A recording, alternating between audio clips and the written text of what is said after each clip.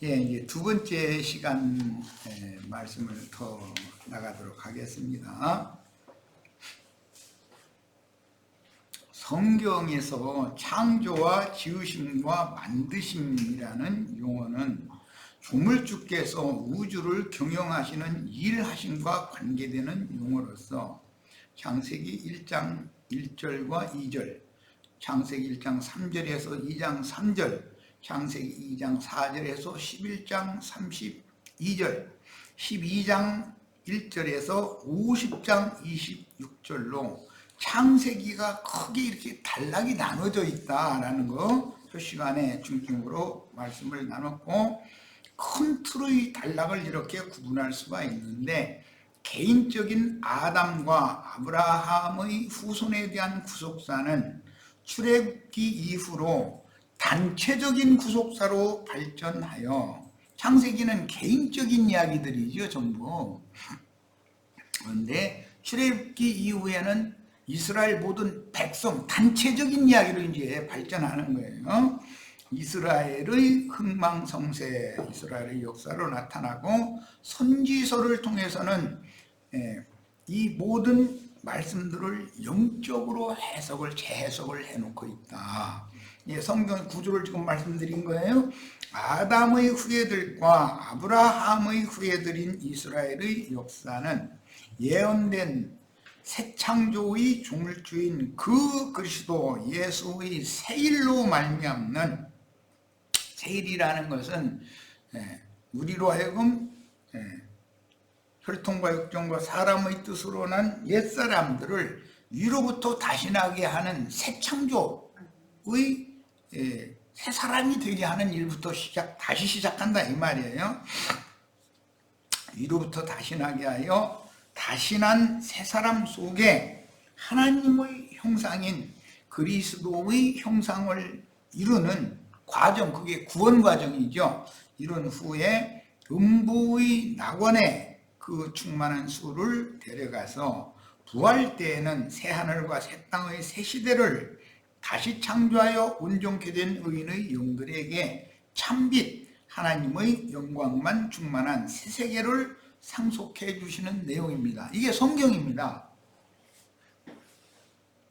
그러다 보니 새 세계를 상속받을 때는 누구는 큰 상으로 받고, 누구는 상 대신 영원한 형벌이 아니지만 상을 받지 못하면은 벌을 받는 것이란 말이에요. 이런 그리스도의 세계를 상속받는 문제에서는 믿기만 하면 다 처음에 구원이 시작이 되지만, 구원을 온전한 정도까지 이룬 정도에 따라서 상을 주시는 이야기다. 누구는 그 상에서 제외되는 사람들이 많지 상을 받는 사람들이 많은 건 아니다라는 거예요. 여호와 하나님의 땅의 흙으로 사람을 지으시고, 이제 말씀이 이렇게 이어나갑니다. 땅과 하늘을 만드시던 내용을 2장 4절에서 말씀을 시작한 다음에, 그 여호와 하나님이 땅과 하늘을 만드신 그 땅의 흙으로 사람을 지으시고 생기를 그 코에 불어넣으시니 사람이 생명이 된지라 그랬는데, 이제 산혼이 되었다는 거예요. 사람 자체는 혼인 것이죠. 혼과 마음은 어떤 성경에서는 동의 개념으로, 특히 이사야 57장 15절에서 17절 사이에 보면 마음과 혼을 동의 개념으로 이렇게 이해를 하고 있는 것을 알 수가 있어요. 자, 사람이라는 용어는 아래에서 난 첫 아담, 산혼을 지으신 기록을 지금 하고 있는데, 그 첫 아담, 첫 사람은 오실 자라는 건 메시아로 오실 인자 예수를 말하는 거예요. 둘째 사람인 마지막 아담에 대한 모형이다. 구약 성경은 전부 모형이에요. 첫 아담은 둘째 사람인 예수에 대한 모형이었다 하는 거예요. 본문에서 이제 이거 지으시고 이렇게 표현했는데, 아담을 땅의 한 줌의 흙으로, 안개만 올라오는 땅의 한 줌의 흙으로, 그 흙으로 아담을 빚었다 이 말이에요. 빚었다. 선지서에서는 빚으셨다라고 표현했죠. 지었다라는 표현을. 그러므로 겉사람은, 흙사람은 토기장이에 의하여 지음받은 질그릇이라고 표현을 할 때 이것은 흙에서 난 첫사람을 염두에 두는 말이다. 그러므로 반드시 하나님은 영이시고 영의 새 세계를 상속받으려면 위로부터 거듭나야 된다. 다시 창조되어야 된다는 거예요. 히브리서 1장 10절로 14절을 인용했는데 같이 읽어봅니다. 또 주여 태초에 주께서 땅에 기초를 두셨으며 하늘도 주의 손으로 지으신 바라. 그것들은 멸망할 것이나. 자, 멸망할 땅과 하늘이 있죠. 땅과 하늘을 만드셨다 그랬는데 그건 아담 세계잖아요. 그러니까 아담 세계는 멸망할 것이다 라는 거예요. 그러면 영원한 새 세계라는 것은 둘째 아담, 마지막 아담이신 그리스도의 새 세계만 영원하다라는 것을 여기서 암시한다라는 말이에요. 이것을 실현화시키는 것이 이제 신약 성경에 나온 거예요. 그것들은 멸망할 것이나 오직 주는 영존할 것이요. 그것들은 다 옷과 같이 낡아지리니. 아담 세계의 땅과 하늘은 옷이 낡아지는 것처럼 시간이 지날수록 자꾸 낡아진다는 거예요. 의복처럼 갈아입을 것이요. 그랬어요.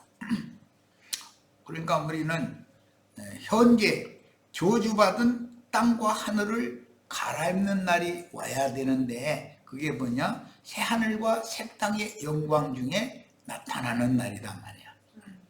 그러면 새 세계를 우리의 거처로, 우리의 옷으로 덧입는 것이단 말이에요. 이것이. 그래서 위로부터 오는 처소로 덧입는다 이렇게 표현을 한 거예요. 자, 그것들은 옷과 같이 변할 것이나. 시간이 지나면 옷이라는 건 낡아지죠. 물질 세계라는 건 다 낡아지니까. 주는 여전하여 연대가 다함이 없으리라 하였으니 어느 때에 천사 중 누구에게 내가 네 원수로 네 발등상이 되게 하시기까지 너는 내 우편에 앉아 있으라 하셨느냐. 천사들의 세계는 지난 시간에 말씀을 나눈 것처럼 첫 아담 창조 이후에는 천사들을 창조하신 적이 없어요. 그러니까 창세기 1장 1절의 원초의 창조 시에 천사들을 이미 창조해놨다는 것을 알 수가 있는 것이고, 천사들은 하나님의 목적을 위해서 첫 것은 항상 밝아져가고 새하얘져가고 없어져가는 것이기 때문에 패하는 거예요. 첫 것은. 그리고 둘째 것을 세워서 완전케 하는 경륜을 하나님이 행하시는데, 아담 세계의 저주의 세계는 패하고 결국은 그리스도의 새 세계를, 축복의 세계를 영원히 아브라함의 자손 후사들에게 상속해 주는 것이 하나님의 신약 경륜이다라는 거예요. 창세기에 이미 그래서 저주받은 아담의 땅과 하늘이 있고, 아브라함부터는 복의 세대로 들어가는 그 전환점이 있었다는 그 말씀을 강조해서 말씀을 드렸어요. 우리는 복받은 아브라함이 우리의 아버지여야 된다. 히브리인들은 아브라함을 아버지라고 생각했어요. 그 말은 하나님이라고 생각합니다. 원조다 이거예요. 원조. 믿음의 세대들은 모두 아브라함이 아버지인 것이죠. 히브리인들의 아버지라는 개념은 조물주, 하나님이다 이런 말이에요. 그런 개념이에요. 모든 천사들은 섬기는 영으로서 누구를 섬기느냐? 복의 근원자인 아브라함의 후사들을 섬기라고 천사들이 이미 먼저 지어졌는데 그들은 섬기는 영들이다라는 거예요. 상속자들을 위하여 섬기라고 보내심이 아니냐 그랬어요. 자, 이제 본론으로 들어갑니다. 계시록 지금 20장 하반부를 말씀을 나누면서 창세기의 창조로부터 이 말씀을 조금 더듬어서 여기까지 온 것은 하나님의 영원한 경륜이라는 것을 설명하기 위해서 그러는 거예요. 성경을 읽을 때는 그러니까 이렇게 하나님의 경륜의 관점으로 말씀을 자꾸 추적해 나가고 하나님의 선하시고 깊으신 뜻이 어떻게 인류의 역사에 성취가 되는가, 구약 성경에 그걸 말씀했고 신약 성경에서 영적 적용을 하니까 교회사에 하나님의 선하시고 깊으신 뜻을 어떻게 완성시켜 놓고 성취시켜 놓는가 라는 것을 신약 성경이 구약과 짝을 이루어서 모형을 실상으로 그림자를 그 실체로 이렇게 제시를 해놓고 있어요. 우리는 지금 신약 성경의 마무리 부분, 성경의 마무리 부분을 말씀을 나누고 있는 중이에요. 계시록 20장 11절 내가 크고 흰 보좌와 그 위에 앉으신 자를 보니 그 보좌가 흰 보좌이고 큰 보좌라는 거예요. 그럼 보좌가 크다라고 하면 우주 전체가 하나님의 보좌다 이 말이에요. 성경이 이제 구약 성경은 하늘은 나의 보좌요, 땅은 나의 발등상이다 이제 이렇게 표현을 했는데 큰 보좌하면 하나님 우주에 충만하신 신이기 때문에 우주가 하나님의 임재처소 하나님의 보좌다 이거예요. 그런데 구약 성경은 하늘은 나의 보좌고 땅은 나의 발받침이다, 발등상이다 이렇게 표현이 됐어요. 그 위에 앉으신 자를 보니 땅과 하늘이, 여기는 땅이 앞에 나오죠. 창세기 2장 4절 땅이 앞에 나왔잖아요. 창세기 1장 1절은 하늘들이 앞에 나왔고 그 차이를 지금 쭉 설명했던 거예요. 땅과 하늘이 그 앞에서 피하여 간대오더라. 히브리서 1장에서도 땅의 기초를 두셨으며 하늘도 주의 손으로 지으신 바라 이렇게 신약 성경이 자꾸 땅을 앞에 내놓죠. 그것은 창세기 2장 4절 이하에서 아담 세계를 어떻게 새 하늘과 이제 완전히 바꿔지면 새 하늘과 이제 하늘이 앞에 나오는 거예요. 완성이 될 때는 새 땅으로 이것을 바꿔놓을 거냐, 회복해 놓을 거냐 라는 것이 성경이 말하고자 하는 의도다 이 말이에요. 자, 우리가 육신을 입고 사는 동안은 항상 땅에 발을 딛고 살아야 되고 땅의 일을 생각을 안 할 수가 없어요. 육신을 입고 있으니까. 그러나 완전 세계에 들어가면 땅은 나의 발등상이 되는 거예요. 새 땅은. 하늘은 내가 영원히 거할 초소가 되는 거예요.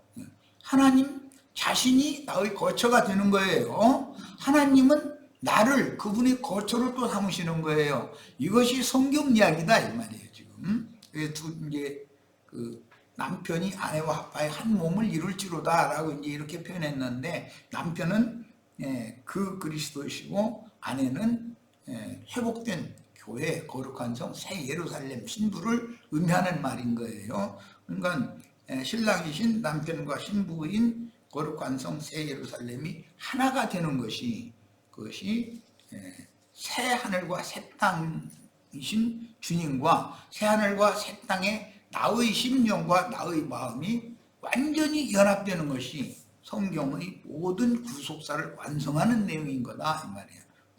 지금 하는 이 말을 잘 소화하고 이해하실 수 있어야 됩니다.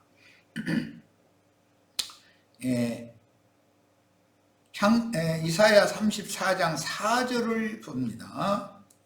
선지서들은 역사서의 모든 내용들을 영적으로 재해석한 말씀이죠. 영적으로 해석한 말씀이에요. 선지서들은 하늘의 만상이 사라지고 하늘들이 두루마리같이 말리되 그 만상의 수잔함이 포도나무 잎이 마름 같고 무화과나무 잎이 마름 같으리라. 이건 예언이에요.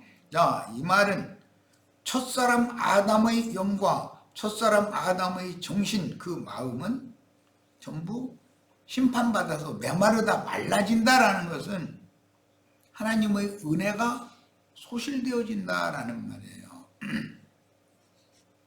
생명수이신 그리스도가 적셔짐이 없을 때는 다 마를 수밖에 없죠. 그러니까 이것은 죽음이단 말이에요. 결국은 무화과나무든 포도나무든 잎이 아무리 무성했다가도 하늘의 은혜, 하늘의 해와 비를 공급해 주시지 않으면 딱 단절시켜버리면 말라버린단 말이에요. 그렇게 처음 하늘과 처음 땅의 모든 만상이다. 하늘들도 두루마리같이 말리되 만상의 세전함이 포도나무잎이 마른 같고 무화과나무잎이 마른 같으리라. 무화과나무라는 것은 구약시대의 하나님의 나라, 하나님의 백성들을 상징하는 것이고 나무의 가지에서 열매를 맺는 거예요. 그런데 주님이 오셔서 열매 없는 무화과나무를 저주하셨었죠. 자, 그리고는 이제는 그 포도원을 세우신 거예요. 포도원은 교회를, 신약 교회를 말한 거예요. 구약의 이스라엘 나라를 멸해버리고 신약의 교회를 세웠다 이거예요. 새 창조다 이 말이에요. 하늘의 만상은 큰 두 광명체와 셀 수 없이 많은 별들, 표상적으로는 별들인데 이는 요셉의 부모와 형제들로 창세기 37장에는 그 해와 달과 별들 얘기가 요셉의 꿈에 나왔죠.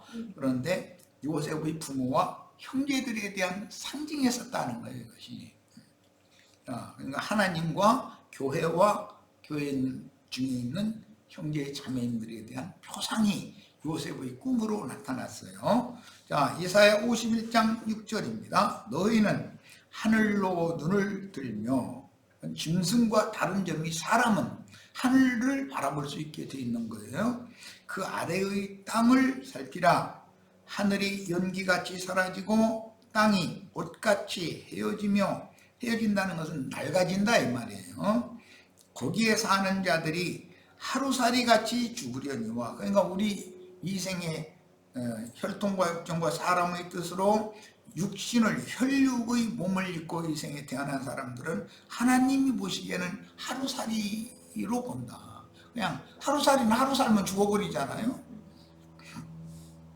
하루살이같이 죽으려니와 나의 구원은 영원히 있고 나의 공의는 폐하여지지 아니하리라. 이건 예언입니다. 구약 성경의 역사서는 이런 예언을 보여주는 이스라엘의 역사였어요. 이건 표상인 것이죠. 선지자들은 그것의 영적 의미를 지금 설명을 하는 것이고, 자, 신약 성경에서 이런 말씀을 사도가 영감으로 받아서 다시 재예언을 했는데 베드로후서 3장 7절로 10절 그러나 주의 날이 도둑같이 오리니,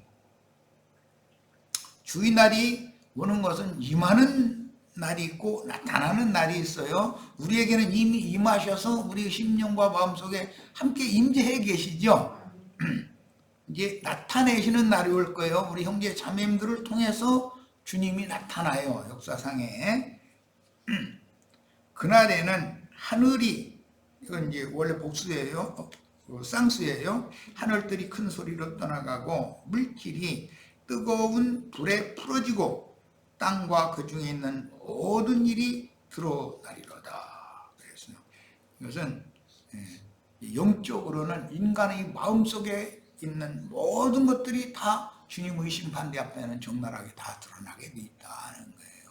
그 사람의 마음속에 뭔가 좋지 않은 거, 하나님이 싫다고 하는 것이 은근히 감춰져 있고, 뭐 나처럼 넥타이 메고 또 저기 아줌마들 예쁜 한복 입고 이렇게 뭐 이렇게 다니면은 참 예뻐 보이죠. 그런데 그래도 사람은, 하나님은 사람의 외모, 이쁜 한복 치마에서 뭐 옷걸음 휘날리고 어디를 가느냐를 보는 것이 아니고 사람의 심령과 폐부를 살핀다요. 사람 중심을 살핀다.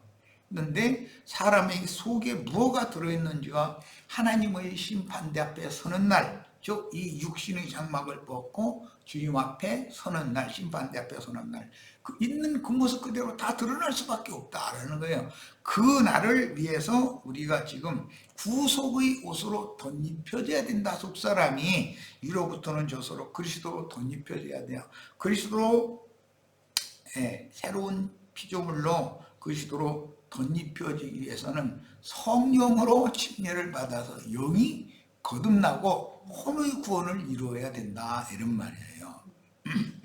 자, 최종적으로 마귀를 풀어놓아서 선악을 알게 하는 나무 열매를 먹게 하여 의문과 의문이라는 중문이라는 말이에요. 문자대로 성경을 보는 걸 말하는 거예요.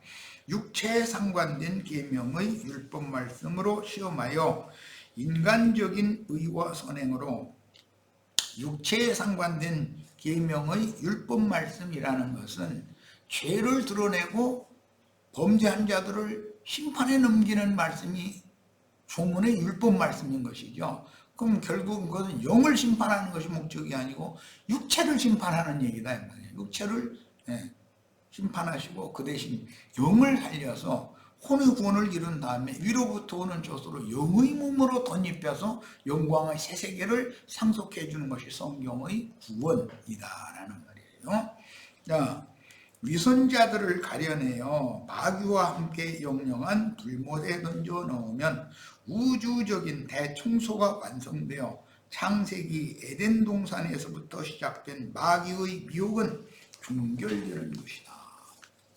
그런데 그 전에 그 천년의 차기까지 마귀를 큰 쇠사슬로 결박해서 무저갱에 던져놓고 잠가버리면 마귀가 활동하지 못하는 그런 세계가 오는 거죠. 그 세계를 메시아의 나라, 그 그리스도의 왕국이다 그런다는 거예요.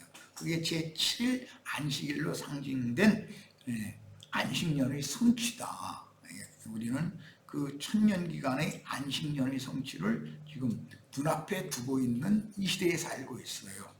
주께서 보내신 천사들과 함께 충성된 종으로 사명을 감당하던 사도 요한이 본 장면은, 사도 요한이 나중에는 형제가 되죠. 사도 요한이 서신에서는 장로가 되었죠. 요한 1, 2, 3, 4에서는 장로는 뭐 부녀에게 변제한다, 두개 변제한다. 서신서에서는 장로가 됐어요. 계시록에 오면은 나도 너희와 같이 형제다라고 이제 형제로 최종적으로 이제 사도가 장로로, 장로가 형제로 바꿔지는 이 그림도 잘 생각을 하셔야 돼요.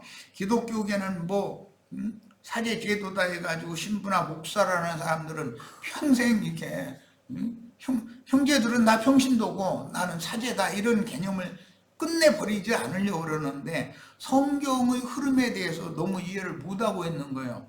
계시록의 형제라는 용어는 부활 승천하신, 받아들이신 예수 그리스도의 형제라는 뜻이지 육신적인 형제를 말하는 것이 아니에요.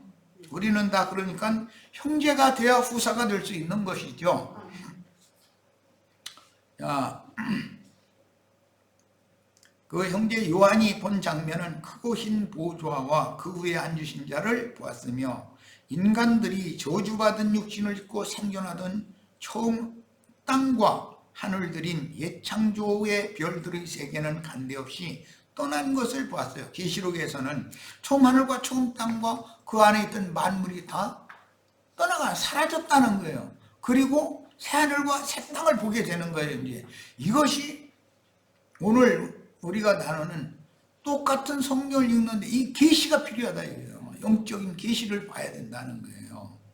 이게 하나님의 새 세계이기 때문에 먼저 보지 않고는 들어갈 수가 없는 거예요. 물러나야 보는 것이고 성령으로 두 번째 나면 들어가는 거예요. 반드시 두 번 나야 돼요. 물로 한 번 나고 성령으로 또 나야 돼요.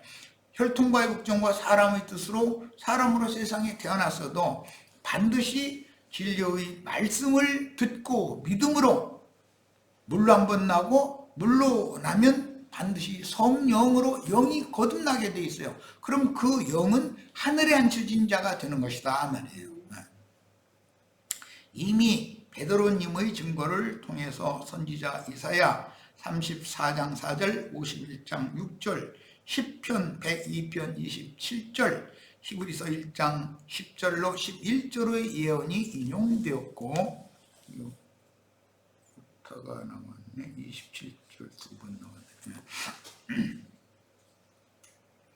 본문에서 최종적으로 실현이 되는 것입니다. 계시록 20장 하반부에 가서 창세기 1장의 내용이 성취되는 그림이다. 전 과정을 지금 거친 거예요. 자, 저주받은 아담 세계의 최종 심판을 이렇게 증언하신 것이니, 저주받은 아담의 세계, 혈육의 인간들의 세계는 처음 하늘과 처음 땅이 떠나가면, 밤이 다시 없고 바다가 다시 없는 새 세계가 오려면 혈육의 세계는 떠나가야 돼, 없어져야 되는 것이죠. 그래야 다시 창조하신 새하늘과 새 땅의 새 세계, 영들의 세계가 펼쳐진다, 이런 말이에요. 영원한 건 영들의 세계지, 혈육의 세계라는 것은 하루 사이에 지나지 않는 거예요. 육체라는 것은. 자, 저주받은 아담 세계의 최종 심판을 이렇게 증언하신 것이니, 은혜의 단비를 내려야 할 하늘이 불비를 내리고 나서 큰 소리로 떠나버리고 새 하늘이 오는 것이니, 하늘이 바뀌는 것은 하나님이 바뀌는 것이다. 하늘과 하나님은 동의 개념이다, 이런 말이에요. 대부분이 하늘과 하나님은 동의 개념이에요. 지난 시간에 창세기 19장 24절을 그래서 같이 한번 찾아 읽었어요. 야훼 하나님이 심판을 하신 내용에 보면, 하늘 곧 야훼께서 땅을 이렇게 심판하셨다, 이렇게. 하늘과 야훼는 동의 개념이다라는 것이죠. 하나님이 바뀌는 건, 하늘이 바뀌는 건 하나님이 바뀌는 거예요. 자, 하나님이 바뀐다라는 것은 회개할 때 세상 신을 지향하던 인간이 유일하신 참 신에게로 돌이킨다, 이 말이란 말이에요. 그러면 그 회개라는 말은 결과적으로 신을 바꾼다, 이게요. 저주를 내리는 신을 축복의 신으로 신을 바꾸는 거예요. 아담 세계의 신을 아브라함 세계의 새 신으로 바꾸는 거예요. 그걸 회개라고 그래요. 자, 바뀌는 것이요, 하나님의 보좌가 바뀌는 것이니, 처음 하늘과 처음 땅이 바뀌는 것이죠. 하나님의 보좌와 발등강이 바뀌는 거예요. 이것은 새 하늘과 새 땅으로 바뀌는 것인데, 첫 아담의 영과 정신세계가 예수님, 둘째 아담인 예수님의 영과 정신세계로 바꿔지는 것이다. 이런 걸 보고 새 창조다. 그리고 이 말을 알아들으면 그는 분명히 새로운 피조물이 된 사람이란 말이에요. 자, 마귀의 세상은 당연히 심판받아야 돼요.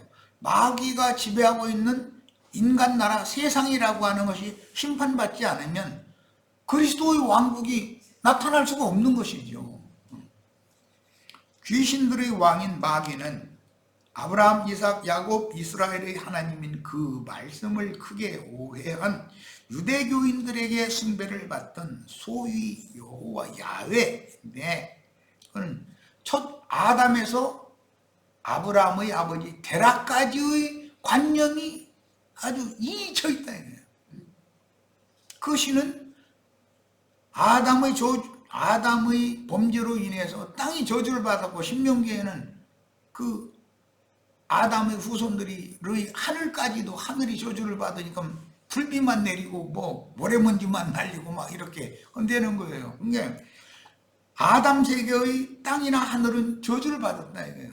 이것을 아브라함을 불러내 가지고 데라까지는 완전히 다 버려버리고 한 사람 아브라함을 불러서 새 하늘과 새 땅의 복받은 민족으로 다시 시작하는 얘기가 성경의 구조다, 이 말이에요. 그래서 모세의 율법을 오해하여, 모세의 율법이 말하는 건 복을 주는 하나님을 말하고자 하는 것이죠. 복의 근원이 야훼 자신이니까. 그런데 이것을 율법 말씀으로 해석하면은, 율법은 저주하는 것이 목적이지 복을 주는 것이 목적이 아니잖아요. 왜 저주가 임해요? 범죄 점례 때문에. 사람이, 율법이라는 것은 범법하는 자들을 위해서 율법이 주어지는 것이지, 하나님의 말씀을 생명률에 따라서 영과 생명의 법으로 바꿔서 주시는 것은 영적인 사람들에게는, 너 옛사람들에게는 모세율법을 줬지만 나는 너에게 말하면 이렇게 해석을 달리하는 말씀을 다시 주는 거예요. 이것은 새법이라고 그래요. 새 사람들은 새법으로 하나님이 다스린다 하는 거예요. 옛사람들은 유대교인들이 크게 오해한 저주하는 신 마귀가 그들의 하나님이요, 그들의 하나님은, 유대인들의 율법 하나님은 마귀다 이거예요. 마귀, 저주하고 심판에 넘기는 신이다 이거예요. 그러나 참 이스라엘의 하나님은 저주를 변화해 복이 되게 하고 저주를 복으로 바꿔가지고 아브라함의 후사들에게 새 하늘과 새 땅의 영원한 축복받은 복의 세계를 상속해 주는 것이 성경의 이야기다. 그러니까 신약은 복받은 사람 이야기고 구약은 저주받은 사람들 이야기다 이 말이에요. 좀 크게 보자면. 그러므로 예수님은 유대인들에게 너희는 너희 아비 마귀로부터 났다고 선언하셨으며, 그건 율법에 아주 열심히 특심했던 사람들이죠. 그런데 그 율법 하나님은 마귀다는 거예요. 예, 유일하신 참 하나님에 대하여 오해한 하나님이죠. 저주하는 하나님이란 말이에요.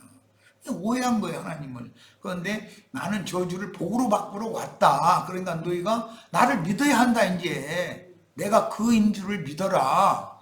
이걸 믿지 않으면 너희는 너희 죄 가운데 죽어서 나 있는 곳에 오지 못할 거다. 이랬어요. 그러면 우리 신약시대에 이런 복의 말씀이 주어질 때 우리는 이 말씀을 믿음으로 받아들여야 되는 것이죠.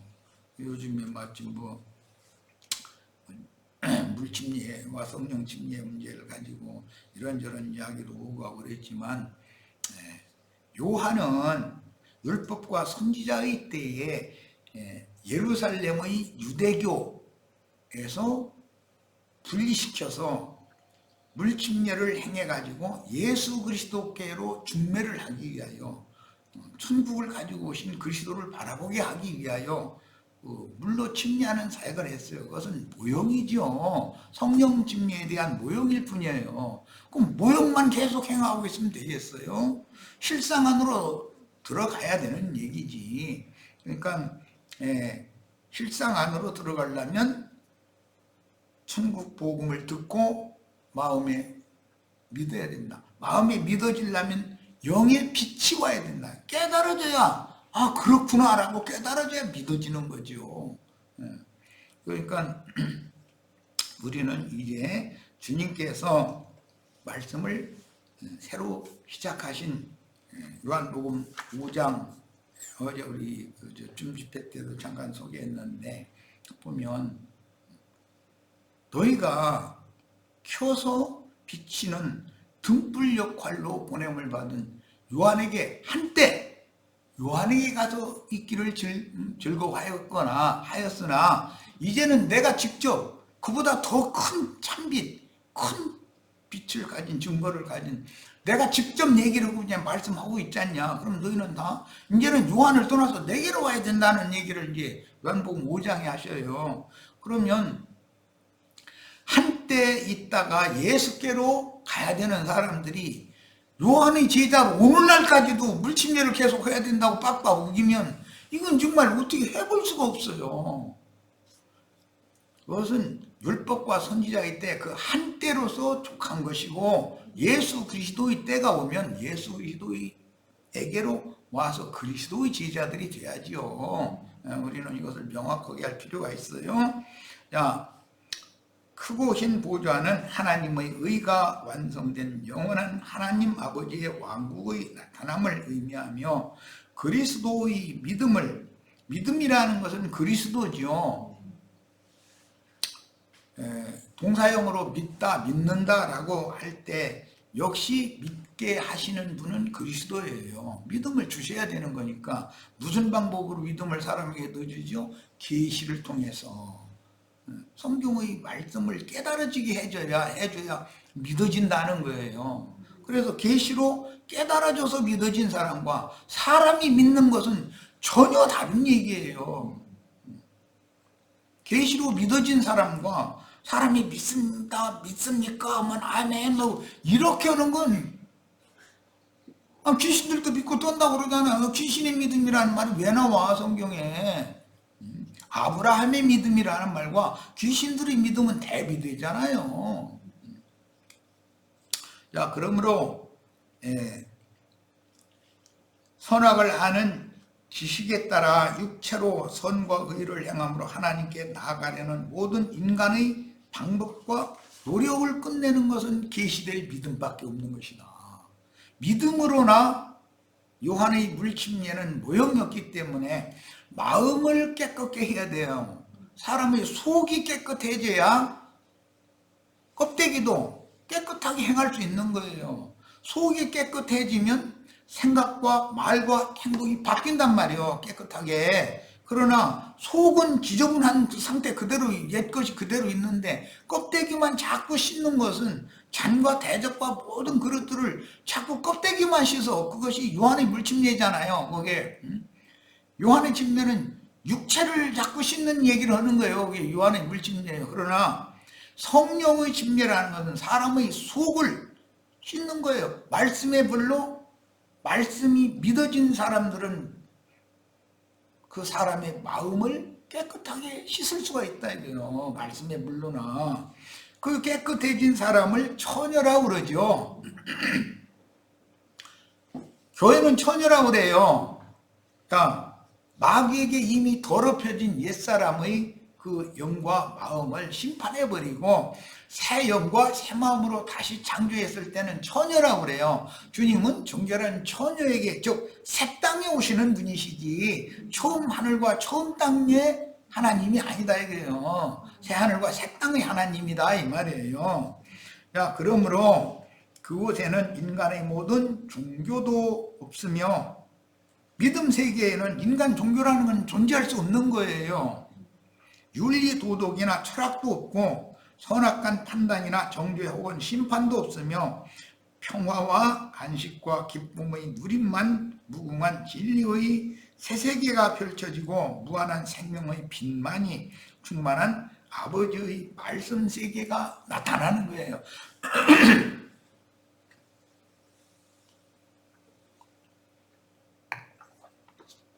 천국은 하나님 나라는 임하는 기간이 있고 나타나는 때가 있어요. 오늘 우리는 지금 하나님 나라가 천국이 형제 자매님들의 심령과 마음으로 자꾸 임하고 있어요. 뭘 통해서? 창조는 말씀으로 하는 거예요. 새 창조도 새 사람 속에 새 세계를 창조하는 것도 그 영과 신부의 말씀으로는 하는 거예요. 주님이 새 창조의 주인이잖아요. 내가 너에게 이르는 말이 영이요 생명이다. 그 영과 생명의 말씀을 통해서 새 일을 행하시는 중이다 이 말이에요. 지금 마무리를 하실 때는 계시록에서 그 영과 신부가 말씀을 하심으로 새 창조 세계의 추수의 일을 마무리를 지금 하러 임하시고 있는 중이다 이거예요. 나타내시는 그분의 왕국을 위해서 추수가 필요한 거예요. 구속을 이룬 후에 하늘 보좌에 오르신 인자께서도 만물을 자기 발 아래에 복종하게 하신 이의 말씀께 복종하여 말씀의 빛만이 말씀의 빛을 참빛이라 그러고 생명의 빛이다 그러잖아요. 요한은 켜서 비치는 등불이라고 그러지 참빛이라든지 햇빛이라든지 이렇게 말하지 않아요. 아무리 등불이 밝아도 햇빛이 딱 비춰지면 등불은 그건 빛이라고 할 수도 없죠.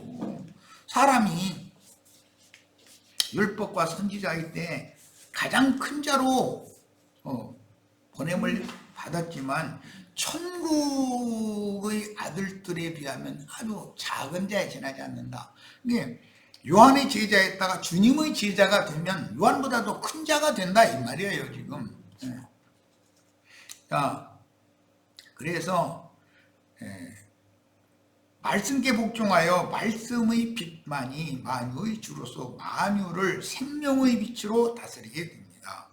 새 세계에서는 육체에 상관된 율법의 저주가 다시는 없으므로 남을 판단하고 비아냥거리거나 타락한 사람의 마음에서 죄들을 범하게 만들고 각자의 양심을 통해서 참소함으로 영혼을 아프게 하든 그것 때문에 싸움이 나는 거잖아요. 부부간에도 왜 다툼이 나요? 양심에 참소를 받는 말을 하니까 당신 이러고 했잖아. 그러면 양심의 가책을 받으니까는 성질 내는 거잖아. 이제 내가 너한테 질투냐 이거 이제 이렇게 나오는 거죠.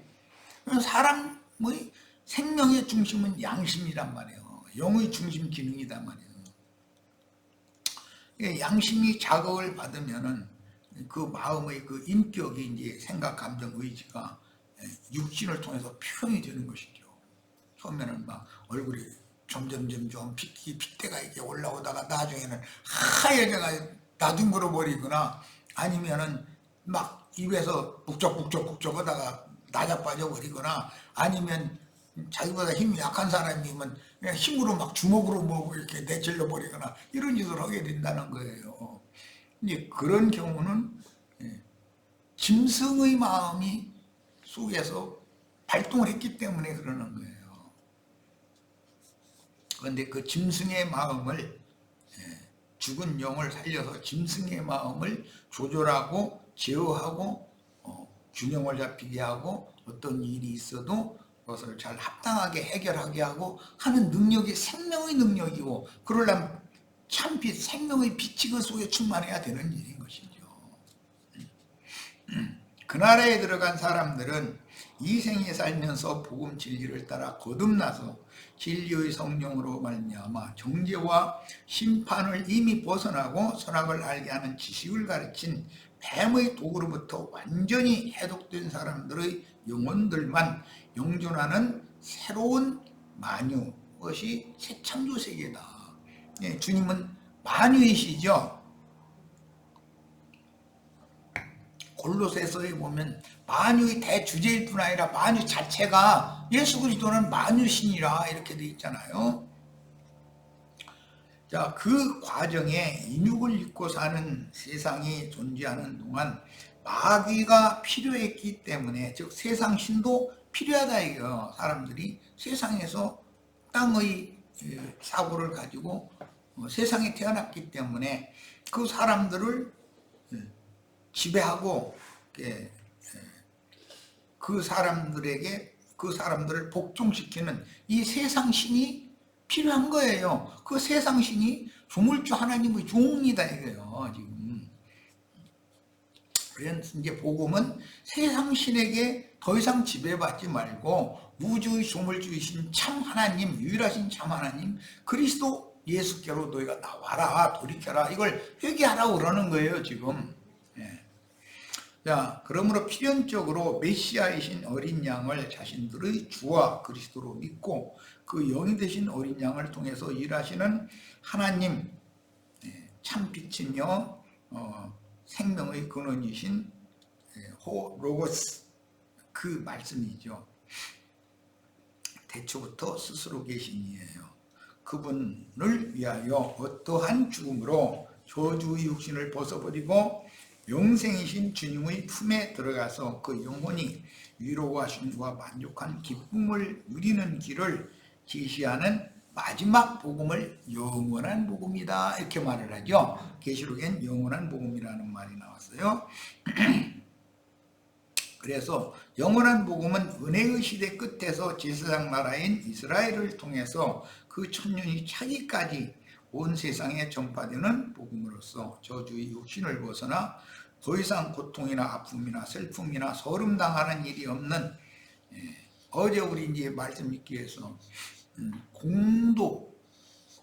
공의 하나님의 정의와 하나님의 공의가 성취돼야 된단 말이에요. 모든 사람들은 다 인간들 각자 나름의 옳음으로 다 주장하지만 그것은 하나님이 보실 때 그게 바른 정의가 아니죠. 하나님의 옳음만이 정의인 것이니 그리고 그 정의가 물같이 하수같이 이렇게 흘러가는 새세계가 메시아의 왕국, 오는 세상의 그 천년 동안 실현될 그리스도의 왕국이다 하는 거예요.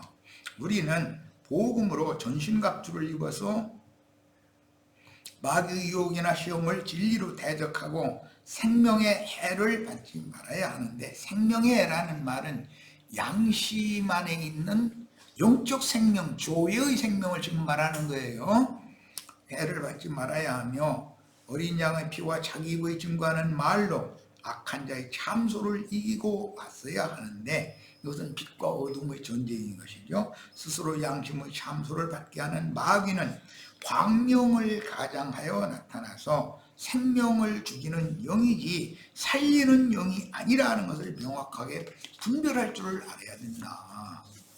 기독교계가 있는 중문의 율법에다가 영적 해가면서 교우들이 지어낸 기독교의 조직신학 교리를 성경보다도 위에 놓고 그걸 주장하는 것은 전부 광명을 가장한 거짓 빛의 천사들을 통해서 마귀가 지금 온 세상을 지배하기 위해서 그렇게 전도를 한다고 열심을 내지만 기독교를 만드는, 기독교인들을 만드는 것이지 하나님의 사람 그리스도인들을 만들어 놓는 게 아니죠. 이걸 구분을 잘 해야 된다는 거예요. 하나님의 경륜을 대적하는 자는 마귀였으며 마귀에게 속아 탈취당한 사람들은 구원의 복음을 반대하고 인간의 의와 선행을 강조하거나 세상 나라의 번영과 영광을 위하여 하나님 나라와 그분의 의를 힘써 대적하다가 사람의 의가 강하면 하나님의 의를 대적하게 돼 있어요. 스스로 심판을 자초하고 멸망합니다. 최종적으로는 스스로 의롭고 선함을 자랑하던 인간들끼리 큰 전쟁을 일으켜서 세상 나라는 불의 심판을 받아 완전히 끝나고 밤이 다시 없고 바다가 다시 없고 하나님의 영광만 충만한 새하늘과 새 땅의 새 세계에 우리를 데려다 놓는 것, 그걸 상속하여 영원한 새 세계에서 영생하게 하는 것이 창세기 1장 1절에서 계시록 22장 21절까지 성경 전권에 흐르는 흐름이다 하는 거예요. 지금 내가 말하는 이 말에 대해서 기본적으로 자신의 심령과 마음속에 잘 인이 새겨진 상태로 성경을 읽어야지, 기독교계의 조직신학이 인이 새겨진 상태로 성경을 읽으면 하나님 말씀을 크게 오해할 수밖에 없어요. 자, 이제 계시록 20장 그래요? 그러면 계시록 20장 12절 이하에 있는 말씀은 금요일날 다시 이어서 말씀을 나눌 겁니다. 이 자료를 다시 금요일날 다시 말씀을 나누는 자료로 사용할 겁니다. 자, 그럼 오늘 집회는 여기까지 해서 모두 마치도록 합니다. 우리 형제 자매님들, 오늘 좀 난해하고 어려운 많은 그 용어를 내가 많이 사용을 했는데, 이런 오늘 나누는 이런 말씀에 대해서 형제 자매님들이 심령과 마음속에 잘 인을 새겨 놓으시기를 바라요. 그래서 사람들을 만나면 다 옳은 대로 돌아오게 하는 일에 다 주님 앞에서 크게 쓰임을 받아서 하나님의 동역자들이 다 되어져서 새하늘과 새 땅을 이루시고자 하는 하나님의 일에 충성된 종으로 다 쓰임 받으시기를 바랍니다. 자, 마칩니다.